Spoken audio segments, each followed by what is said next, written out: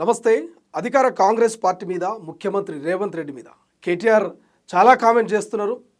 వచ్చే 5 ఏళ్ళు చిట్టినాయుడికి సినిమా చూపిస్తామని అధికారులు కానీ నాయకులు కానీ కాంగ్రెస్ నేతలు కానీ మా కార్యకర్తల మీద తప్పుడు కేసులు పెట్టినా కార్యకర్తల్ని వేధించినా రాబోయే రోజుల్లో అధికారంలోకి వచ్చేది మేమే, ఎక్కడికి పారిపోయినా ఏం చేసినా సప్త సముద్రాలు ఈదిన ఎవరిని వదిలిపెట్టాం, ఖచ్చితంగా శిక్షిస్తామంటూ ఇక కేటీఆర్ చేసిన వ్యాఖ్యలు సంచలనంగా మారుతున్నాయి. రైట్, డిస్కస్ చేసే ప్రయత్నం చేద్దాం. తాజా రాజకీయాల గురించి చాలా అంశాలు ఉన్నాయి. ప్రస్తుతం మనతో పాటు మన స్టూడియోలో కాంగ్రెస్ పార్టీ సీనియర్ నేత కేకే మహేందర్ రెడ్డి గారు వారితో మాట్లాడే ప్రయత్నం చేద్దాం. సార్ నమస్తే. సో ప్రధానంగా కేటీఆర్ వ్యాఖ్యలు మీరు చూసిర్రు. నిన్న ఇటు కిషన్ రెడ్డి కావచ్చు, రేవంత్ రెడ్డి ఇద్దరు ఢిల్లీ వేదికగా మెట్రో మీద కొంత డిస్కషన్ చేశారు. మెట్రో ఫేజ్ 2కి సంబంధించి నిధులు తెచ్చే ప్రయత్నం చేశారు. సో ఇదంతా కూడా ఒక డ్రామా, కిషన్ రెడ్డి రేవంత్ రెడ్డి ఒక డ్రామా అనేది నిన్న ఇవాళ కేటీఆర్ కామెంట్ చేస్తున్నారు. సో నిజంగా డ్రామా అనుకోవాలా బీజేపీ కాంగ్రెస్ కలయికను? ఇప్పుడు డ్రామాలు ఆడిన వాళ్ళందరికీ కూడా డ్రామాల మాదిరినే అవపడుతుంది. ఆయన పేరే డ్రామారావు.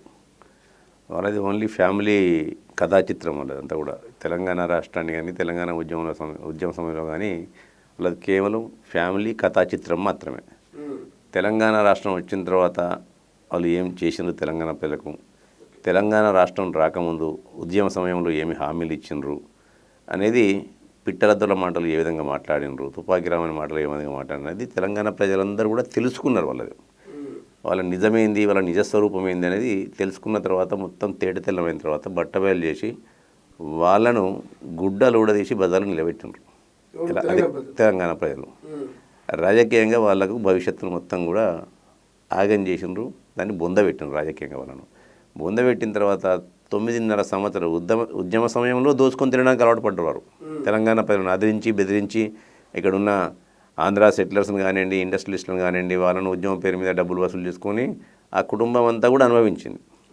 తర్వాత అధికారంలోకి వచ్చిన తర్వాత అధికారాన్ని అడ్డం పెట్టుకొని ఏ విధంగా వ్యవస్థలను దుర్వినియోగం చేసి ఇలా ఒక్కొక్క వ్యవస్థను దుర్వినియోగం చేసుకుంటూ ఏ విధంగా వేల కోట్ల రూపాయలు సంపాదించినారు, లక్షల కోట్ల అప్పు చేసిండ్రు ఈ రాష్ట్రం మీద అనేది తెలంగాణ ప్రజలందరికీ కూడా తెలిసిన తర్వాత వాళ్ళను అధికారం నుంచి తప్పించండి. నేను కూడా బూతు మాట్లాడగలుగుతా, కానీ మాట్లాడకుండా ఏంటంటే తెలంగాణ సంస్కృతి కాదు కాబట్టి మేము మాట్లాడుతున్నాము.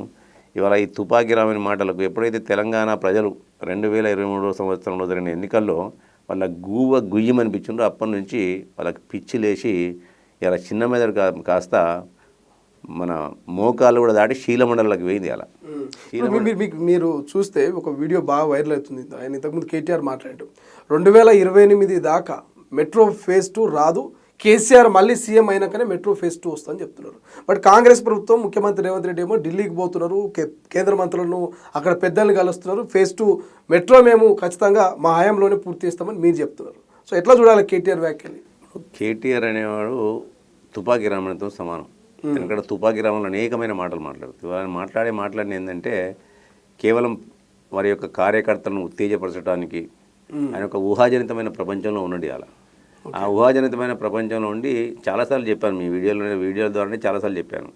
ఎప్పుడైతే అధికారం కోల్పోయిందో అధికారం కోల్పోయిన తర్వాత వాళ్ళకు మతి భ్రమించింది. అందులో కేటీఆర్కు ఎక్కువ మతి భ్రమించింది. తండ్రి ఏమో పోయి పామోదులు కూర్చున్నాడు, వాళ్ళ బావనేమో సైలెంట్ అయిపోయాడు, వాళ్ళ చెల్లెనేమో వాళ్ళిద్దరికి ఉన్న అధికార మార్పిడి ఉన్నదాన్ని పంచుకోవడంలో వాళ్ళకిద్దరికి కూడా వస్తే చెల్లెని బయటకు పంపిండు. ఈయనకు పిచ్చి లేచింది. నేను చాలాసార్లు చెప్పాను, ఒకవేళ డబ్బులు తీసే దోచుకున్న సొమ్ము చాలా ఉన్నది ఆయన దగ్గర, ఒకవేళ ఆ డబ్బులు తీసి ఆయనకు ఒకవేళ ట్రీట్మెంట్ చేసుకోవడానికి కూడా ఇబ్బంది అనిపిస్తే తెలంగాణ ప్రభుత్వం యనుమల రేవంత్ రెడ్డి గారు ఈసారి అనేక మందికి సీఎంఆర్ రిలీఫ్ ఫండ్లు కానీ ఎల్ఓసీలు కానీ ఇచ్చుకుంటూ వస్తున్నారు. ఈయన మా కాన్స్టిట్యున్సీ ఎమ్మెల్యేనే, కేటీఆర్ సిరిసిల్ల కాన్స్టిట్యున్సీ ఎమ్మెల్యే. మా బిడ్డ కాకపోయినప్పటికి కూడా ఆయనకు ఓటు హక్కు అక్కడ లేకపోయినప్పుడు కూడా అక్కడి నుంచి పోటీ చేసిండ్రు. తెలంగాణ ఉద్యమం పేరు మీద సిరిసిల్ల ప్రజలు ఆయన గెలిపించిండ్రు. ఆయనకి ఏమైనా నామోషి అనిపిస్తే ఎల్ఓసీ కావాలంటే ఎల్ఓసీ ఇప్పిస్తానండి ఆయన ట్రీట్మెంట్ కొరకు. ఇలా సిరిసిల్ల కాన్స్టిట్యున్సీలో ఇక్కడ లేని విధంగా ఈ 2.5 సంవత్సరాల్లో 10 కోట్ల రూపాయలు సీఎంఆర్ రిలీఫ్ ఫండ్ ఇప్పించిన నేను. ఇంచుమించు ఒక 3 కోట్ల రూపాయలు ఎల్ఓసీలు ఇప్పించిన. ఈయనకు కూడా కావాలంటే ఇప్పిస్తా, ఎల్ఓసీ పోయి ట్రీట్మెంట్ చేసుకుంటా అంటే ఇక మతి భ్రమించి మాట్లాడుతాడు ఆయన మాటలకు విలువ లేదు. తెలంగాణ ప్రజలందరూ కూడా తేటతెల్లమైంది. ఏమన్నా ఆయన కోతల రాయుడు తుపాకీ రావడం తెలంగాణ ప్రజలందరూ కూడా తేటతెల్లమైంది. ఏదో వాక్కుంటే వాక్కొని కుయడానికి ఆయన మాట్లాడిన మాటలను రాయడానికి ఒక పత్రిక ఉన్నది, అవినీతి అక్రమ సొమ్ముతో సంపాదించింది, ఓ ఛానల్ ఉన్నది, కుయడానికి అని చెప్పి ఆయన మాట్లాడుకుంటాడు. సోషల్ మీడియా ఉన్నది ప్రచారం చేసుకుంటాడు. తెలంగాణ ప్రజలను కానీ ఈయనను కానీ ఈయన కుటుంబాన్ని కానీ ఈయన పార్టీని కానీ పట్టించుకునే పరిస్థితుల్లో లేరు ఇవాళ. కాంగ్రెస్ రెండవది మెట్రో గురించి ఏదైతే ఉన్నదో యనుమల రేవంత్ రెడ్డి గారు మొదటి నుంచి కూడా ఒకటే మాట చెప్తున్నారు, కేంద్రంతో నాకు వైఖరి అవసరం లేదు, నా వ్యతిరేక వైఖరి అవసరం లేదు, నాకు కేంద్రము రాష్ట్రము రెండు కలిసి పనిచేస్తేనే అభివృద్ధి. రాజకీయాల వరకు, ఎలక్షన్ల వరకే రాజకీయాలు, తర్వాత నా శాయశక్తులా కలిసి పనిచేయడానికి నేను ప్రయత్నం చేస్తా. రాణి పక్షంలో నిలదీస్తా, మోడీ అయినా కానీ ఎవరైనా కానీ నిలదీస్తా, కొట్లాడతా, బరిదగించి కొట్లాడతా అని ఆయన మొదటి నుంచి చెప్పుకుంటూ వచ్చింది. అలా ఎందుకంటే నేను అసలు స్థితిలోనే తెలంగాణ బిడ్డ ఆయన దోపిడీ ఏజెండాతో రాలేరా. ఇలా నువ్వు చేసిన దోపిడీ అవినీతి అక్రమాలకు వ్యతిరేకంగా పోరాడి జైళ్ళ పాలై ఆయన స్వయం కృషితో వచ్చిన ఆయన తెలంగాణ మట్టి బిడ్డ. మీ మాదిరిగా ఏదో అవసరానికి పూటకో మాట పేటకో మాట మాట్లాడుకుంటూ ఆఖరికి నీ పేరులో కూడా కల్తీ ఉన్నది. అలా కేటీ రామారావు పేరులో కూడా కల్తీ. మీరంతా కల్తీ మనుషులు, కల్తీయే. మీ అంతా మనుషులు కల్తీయే, మీ పేర్లు కల్తీయే, మీ మనసులు కూడా కల్తీయే. ఈ కల్తీ రావులందరూ వచ్చినా కానీ తెలంగాణ ప్రజలను కానీ రేవంత్ రెడ్డి గారిని కానీ కాంగ్రెస్ శ్రేణులను కానీ ఎటువంటి ఇబ్బందులు పెట్టలేరు. ఎందుకంటే కాంగ్రెస్ పార్టీ ఉన్నదే ఇచ్చిందే, తెలంగాణ రాష్ట్రాన్ని ఇచ్చిందే కాంగ్రెస్ పార్టీ. ఆ కాంగ్రెస్ పార్టీ తప్పకుండా తెలంగాణ ప్రజల బాగోగుల కొరకు కొట్లాడుతుంది. అందులో రేవంత్ రెడ్డి ఎటువంటి భేషజాలకు పోకుండా తెలంగాణ రాష్ట్రం ఇచ్చిన కాంగ్రెస్ పార్టీ తల్లి సోనియా గాంధీ గారి రుణం తీసుకోవడానికి తెలంగాణ రాష్ట్రాన్ని ఈ దేశంలోనే ఆదర్శంగా ఉంచి ప్రపంచానికి పోటీ పడే విధంగా ముందుకు తీసుకెళ్తాడు. ఇలా నువ్వు అనేకమైన డ్రామాలు మాట్లాడినావు, దావోస్కి వెళ్ళినావు, ఇంగ్లీష్ మాట్లాడినావు, ఏమొచ్చింది నీకు?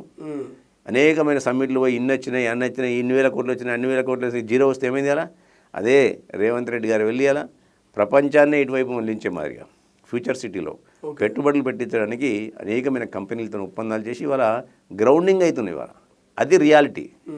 డ్రామాబాజీ మాట్లాడుకుంటా, డ్రామారావు మాటలు మాట్లాడితే, తుపాకీ రావు మాటలు మాట్లాడినా, పిట్టాదోర మాటలు మాట్లాడినా వినడానికి మంచిగా ఉంటాయి.